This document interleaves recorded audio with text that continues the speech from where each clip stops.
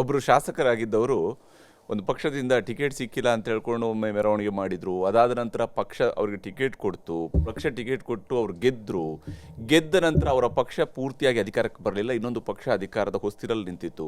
ಆವಾಗ ಅದೇ ಶಾಸಕರು ರಾಜೀನಾಮೆಯನ್ನು ಕೊಟ್ಟು ಆ ಪಕ್ಷಕ್ಕೆ ಸೇರಿಕೊಂಡು ಅಂದರೆ ಅವ್ರಿಗೆ ಸಪೋರ್ಟ್ ಮಾಡೋಕ್ಕೆ ಹೋದರು. ಆದರೆ ಅವರ ಕ್ಷೇತ್ರದ ಜನ ಅವರ ನಿಲುವನ್ನು ವಿರೋಧಿಸಿದರು. ಅದರ ಪರಿಣಾಮವಾಗಿ ಅವರು ಆ ಕ್ಷೇತ್ರದಲ್ಲಿ ಹೋಗಿ ಎಲೆಕ್ಷನ್ಗೂ ಕೂಡ ನಿಲ್ಲಿಲ್ಲ.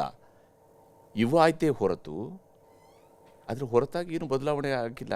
ನಾಳೆ ದಿನ ನೀವು ಹೇಳಿರುವ ಈ ಕಾನ್ಸೆಪ್ಟಲ್ಲಿ ಜನ ಹೋರಾಟ ಮಾಡ್ಬೋದು, ಯಾರ ವಿರುದ್ಧ? ಆ ವ್ಯಕ್ತಿ ವಿರುದ್ಧ ಮಾಡ್ಬೋದು. ಒಂದು ಆತ ರಾಜೀನಾಮೆಯನ್ನು ಕೊಡಬೇಕಾದ ಅವಶ್ಯಕತೆ ಬೀಳೋದಿಲ್ಲ ಆತನಿಗೆ ಇಮಿಡಿಯೇಟ್ ಆಗಿ. ಯಾಕಂದ್ರೆ 42 ಜನ ಹೋಗಿದ್ದಾರೆ ಅಲ್ಲಿ, ನಿಮ್ಮ ಪಕ್ಷ ಒಡೆದಿದೆ, ಪಕ್ಷ ಒಡೆದಿದೆ ಅಲ್ಲಿ. ಆಗ ಹೀಗೆ ಇಂಥದ್ದೊಂದು ಪರಿಸ್ಥಿತಿ ಅಂದ್ರೆ ನಾನು ಮೊದಲು ಹೇಳಿದ ಒಬ್ಬ ಶಾಸಕನ ಕಥೆ ಇದೆಯಲ್ಲ, ಇದು ಕರ್ನಾಟಕದಲ್ಲಿ ಆಗಿರುವಂಥದ್ದು ನಾನು ಹೇಳ್ತಿರೋದು. ಜನ ಏನು ಮಾತಾಡಬಾರ್ದು. ಅಲ್ಲಲ್ಲ, ಜನ ಮಾತಾಡಿದ್ರು ಕೂಡ ಇವರು ಅವರ ಎದುರುಗಡೆ ಹೋಗಿ ನಿಂತಿಲ್ವೇ, ಅವ್ರೇನ್ ಮಾಡ್ತಾರೆ? ಜನ ಬೇರೆ ಯಾರನ್ನು ಮಾಡ್ತಾರೆ. ಅಂದ್ರೆ ಇಲ್ಲಿ ಬದಲಾವಣೆ ಆಗ್ಬೇಕಾಗಿರೋದು ಕರೆಕ್ಟ್ ಅಲ್ವಾ? ಅವರು ಈಗ ಈ 42 ಜನ ಅಲ್ಲಿ ಹೋಗಿ ಸೇರ್ಕೊಂಡ್ರು ಅಂದ್ರೆ ನಿಮ್ಗೆ ಅದನ್ನ ತಡೆ, ನೀವು ಹೋರಾಟ ಮಾಡ್ಬೋದು, ನೀವು ಪ್ರತಿಭಟನೆಗಳನ್ನ ಮಾಡ್ಬೋದು, ಎವ್ರಿ ರೈಟ್ ನಿಮಗಿದೆ ಪ್ರತಿಭಟನೆ ಮಾಡೋದಿಕ್ಕೆ. ಅವನು 5 ವರ್ಷ ಅಲ್ಲಿ ನಿಮ್ಮ ಕಾನ್ಶಿಯನ್ಸ್ಗೆ ಬರದೇ ಕೂಡ ಇರಬಹುದು. ಆದ್ರೆ ಆತ 5 ವರ್ಷ ಶಾಸಕನಾಗಿ ಇರ್ತಾನೆ. ಅಂದ್ರೆ ಇಂಡೈರೆಕ್ಟ್ ಆಗಿ ನೀವು ಒಬ್ಬ ರಾಜನ್ ಎಲೆಕ್ಟ್ ಮಾಡಿ ಅವ್ನು ಏನು ಮಾಡ್ರು ಸುಮ್ಮನೆ ಕೂತ್ಕೊಳ್ಳಿ ಅಂತ ನಾವು ಹೇಳ್ತಾ ಇದೀವಿ ಇಲ್ಲಿ ಅಲ್ವಾ?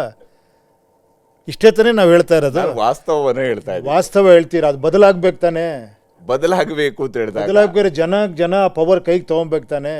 ನಾನು ಅದಕ್ಕೆ ಹೇಳ್ತಿರೋದು ಕೇಳಿ ಒಂದ್ ನಿಮಿಷ. ಅದಕ್ಕೆ ನಾನು ಏನು ಹೇಳ್ತೀನಿ ಅಂದ್ರೆ, ನೀವು ಎಲೆಕ್ಟ್ ಮಾಡ್ಬೇಕಾದ್ರೆ ಹುಷಾರಾಗಿರಿ. ಇವನು ಯಾರೋ ದೊಡ್ಡ ಮನುಷ್ಯ ಏನೋ ನೋಡಪ್ಪ ಅಲ್ಲ 50 ಬಂಗ್ಲೆ ಇದೆ ಅವನಿಗೆ ಅಂತ ವೋಟ್ ಮಾಡ್ರೆ ನೀವು ಬಂಗ್ಲೆ ಗೇಟ್ ಹತ್ರ ನಿಂತಿರ್ತೀರಾ. ನಿಮ್ಮ ಪಕ್ಕದ ಮನೆಯವ್ರನ್ನ ವೋಟ್ ಮಾಡಿ.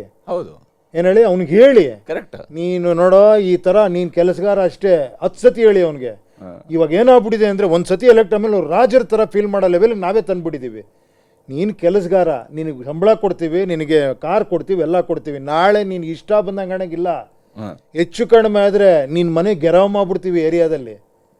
ನನಗೆ ರೈಟ್ಸ್ ಇದೆ, ಯಾಕಂದ್ರೆ ನಾನು ನಿನ್ನ ವಿಚಾರಕ್ಕೆ ಓಟ್ ಹಾಕಿರೋದು.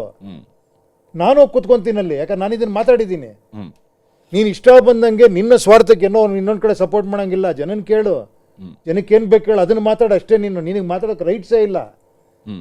ಪ್ರಜಾಕಿ ಇದೆ ನಾನು ಹೇಳ್ತಿರೋದೆ, ನಿನಗೆ ರೈಟ್ಸ್ ಇಲ್ಲ, ನೀನು ವರ್ಕರ್ ಅಷ್ಟೇ. ನಾನು ಅದಕ್ಕೆ ಸೇವಕ ಅಂತ ಹೇಳ್ತಿಲ್ಲ, ಅದನ್ನು ದೊಡ್ಡ ಲೆವೆಲ್ಗೆ ಮಾಡ್ಬಿಟ್ಟಿದ್ದಾರೆ. Is a worker, people are paying him, he is getting salary. ಅವ್ನು ಹಿಂಗೆ ವರ್ಕ್ ಮಾಡಬೇಕಷ್ಟೇ. ಆ ಥರ ಇದ್ರೆ ಬಾಯಿಲ್ಲಿ ನಾಯಕ ಅಂತ ನೀನು ಫೋಟೋ ಹಾಕೊಂಡ್ರೆ ನೀನು ಇಲ್ಲಿ ಸೇರ್ಸಲ್ಲ ನಾವು. ಮತ್ತೆ ಯಾಕೆ ಬ್ಯಾನರ್ ಕಟ್ಟಬೇಕು? ನೀವು ಕಟ್ಟೋದಿಲ್ಲ ನಾವು, ಅದಕ್ಕೆ ಹೇಳ್ತಿರೋದು ನಾವು. ನಾನು ನಿನ್ನ ನಾಯಕ ಅಂತ ಪ್ರೊಜೆಕ್ಟ್ ಮಾಡಕ್ಕೆ ನಾನು ಪಕ್ಷ ಮಾಡಿಲ್ಲ. ನೀನು ಯಾವನ ರೋಡಲ್ಲಿ ಒಳಕೊಂಡು ನಾನು ನಾಯಕ ಬರಲೇಬೇಡ ಇಲ್ಲಿಗೆ. ಕೂಲಿಯವನಷ್ಟೇ. ಹೌದು, ನನ್ನ ಪ್ರಕಾರ ಕೂಲಿಯವನಷ್ಟೇ. ನೀನು ಏನು ಕೂಲಿಯವನೇನು ಮನುಷ್ಯರಲ್ವಾ? ಹೌದು. ಮತ್ತೆ ಹೌದು, ಸಾಮಾನ್ಯವಾಗಿ ಹೇಳ, ನಿಜವಾಳು ಕೆಲವು ಸತಿ ಹೇಳ್ತೀವಿ ನಾವು, ಏನೋ ಮಾತಾಡ್ತೀವಿ. ಮೊನ್ನೆ ಆಟೋದು ಇದಾಯ್ತು ಗೊತ್ತಾ, ಪ್ರಾಬ್ಲಮ್ ಆಯ್ತು ಗೊತ್ತಾ? ಹೌದು. ಕೈ ಮುಗಿಬೇಕು ಆಟೋದವ್ರಿಗೆ. ಹೆಂಗ್ ನಿಂತಿದ್ರು ಹೇಳಿ ಅವ್ರು, ಡಿಸಿಪ್ಲಿನ್ಡ್ ಆಗಿ. ನೋಡಿದ್ರಲ್ಲ ನೀವು, 1 ಕಿಲೋಮೀಟರ್ ಒಬ್ಬರ ಮೇಲೆ ಬಂದಿಲ್ಲ, ಒಂದು ಆಟೋನ ಹಿಂಗಾಕಿಲ್ಲ, ಹಿಂಗ್ ಹಾಕಿದ್ದಾರೆ. ಮಧ್ಯದಲ್ಲಿ ಒಂದು ರೋಡ್ ಗ್ಯಾಪ್ ಬಂದ್ರೆ ಅಲ್ಲಿ ಗ್ಯಾಪ್ ಕೊಟ್ಟಿದ್ದಾರೆ. ಬದುಕೇ ಕಷ್ಟವಾಗಿದೆ. ಗಲಾಟೆ ಮಾಡ್ಬೋದಾಯ್ತು, ನಾನು ಮುಂದೆ ಹೋಗ್ಬಿಡ್ತೀನಿ, ನಾನು ಫಸ್ಟ್ ಹಾಕ್ಸ್ಬಿಡ್ತೀನಿ ಗ್ಯಾಸು ಅಂತ. ಹೆಂಗ್ ನಿಂತೀಯ ನೋಡಿ. ಅಲ್ಲಿ ನನಗೆ ಕಾಣಿಸ್ತಿದೆ ಭಾರತ. ಈ ಅತಿ ಬುದ್ಧಿವಂತರು ಸೋಕಾಲ್ಡ್, ಅಲ್ಲಿ ನನಗೆ ಕಾಣಿಸ್ತಾನೆ ಇಲ್ಲ ಭಾರತದ ಭವಿಷ್ಯ. ಆ ಡಿಸಿಪ್ಲಿನ್ ಇದೆ ನೋಡಿ, ಆ ಇನೋಸೆನ್ಸ್ ಇದೆ ನೋಡಿ, ಅವ್ರು ಬದಲು ಮಾಡ್ತಾರೆ ಇದನ್ನು. ಬುದ್ಧಿವಂತರ ಕೈಲಿ ಆಗಲ್ಲ ಇದು.